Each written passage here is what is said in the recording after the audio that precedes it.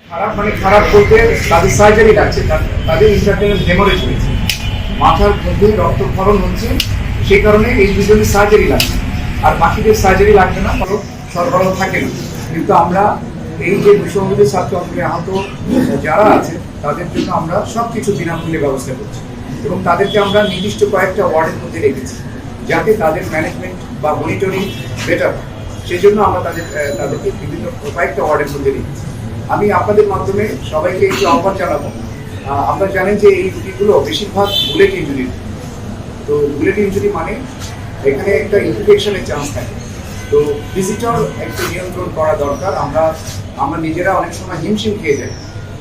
আপনাদের মাধ্যমে আমি সকলের কাছে আবেদন রাখবো যে আপনারা রুগীর কাছে যাবেন না, অপ্রয়োজনে যাবেন না।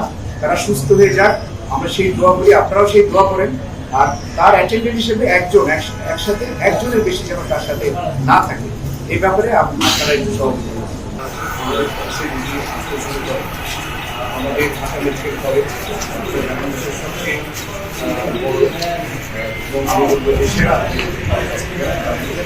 আমাদের এখানে টিম আছে, র্যাপিড রেসপন্স টিম যে কোনো এরকম ওই সময় করেছিলাম এবং যার ফলে আমাদের ডাক্তার স্বাস্থ্যকর্মীরা এই শত শত রোগীর চিকিৎসা দিয়েছে 15 জুলাই থেকে এই পর্যন্ত। এবং আপনারা জানেন গতকালও যে একটা সচিবালয়ের সামনে যে ঘটনা হয়েছে তার পরিপ্রেক্ষিতে অনেকগুলো পেশেন্ট আমাদের কাছে এসেছে, মূলত বেশিরভাগই ছাত্র, প্রায় 60 জন আমাদের কাছে এসেছে। আমরা এর মধ্যে 55 জনকে আমরা চিকিৎসা দিয়ে প্রাথমিক চিকিৎসা দিয়ে ছেড়ে দিয়েছি, বাকি 5 জনকে আমরা ভর্তি দিয়েছি।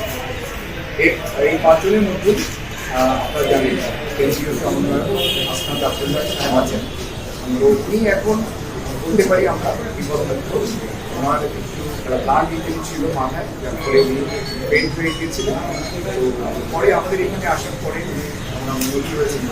আমরা তাকে ওসেকে ছিল সেন্টার থেকে আমরা আজকে তাকে কেবিনে শিফট করেছি। উনি মোটামুটি ভালো আছেন, তবে আমাদের সাথে এই 5 জনের মধ্যে তাদের সার্জারি লাগছে। নিউরো সার্জনরা একজনকে অলরেডি ওষুধ নিয়েছেন আর একজনকে নিয়ে আজকেই তাদের সার্জারি করবেন। তো বাকি রোগীরা প্রাথমিক চিকিৎসা নিয়ে চলে গেছেন, আর বাকি যে 3 জন আছেন ওরা ভালো আছে। আমরা ঢাকা মেডিকেল কলেজ হাসপাতাল আমরা যারা প্রশাসনে আছি এবং আমাদের সাথে সব চিকিৎসক নার্সরা আমাদের সহযোগিতা করে, আমরা সবসময় যে কোনো ক্রাইসিসে, দেশের যে কোনো ক্রাইসিসে সবচেয়ে বড় উদ্যোগটা আমরা বের করি এবং আমরা করে যাব। আপনাদের সহযোগিতায় আমরা এই দায়িত্ব নিচ্ছি।